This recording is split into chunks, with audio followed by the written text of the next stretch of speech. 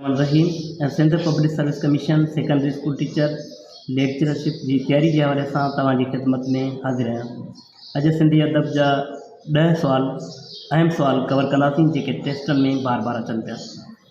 Hyderabad Sindh college amateur dramatic society कॾहिं क़ाइमु थी? 1996 में क़ाइमु थी। लोक अदब जी सिंफ़ ॾोर जा घणा क़िस्म आहिनि?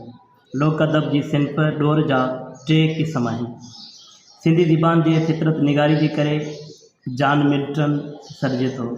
फितरत निगारी जे हवाले सां जॉन मिल्टन जेको आहे इहो पाण हिकिड़ो फितरत जो शाइर हो जेको नज़र खां महरूम हो, ऐं हाफ़िज़ हामिद चिखड़ाई जेको आहे इहो बि नज़र खां महरूम हो, जंहिंखे जॉन मिल्टन जे नाले सां सॾियो वञे थो। किताब क़दीम सिंध भैरूमल महरचंद जो लिखियलु आहे।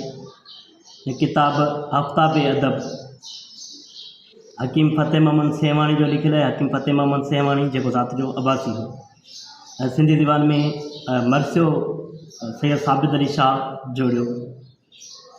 सावण फ़क़ीर जी सुञाणप नड़ बैत जे हवाले सां कई वञे थी।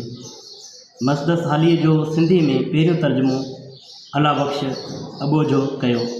मसदस हालीअ जो पहिरियों सिंधी में तर्जुमो।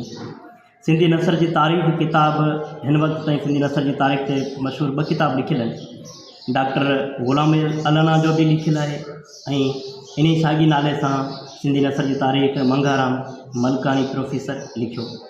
किताब इल्म तहक़ीक़ अलादाद बोयो जो लिखियलु आहे। इल्म तहक़ीक़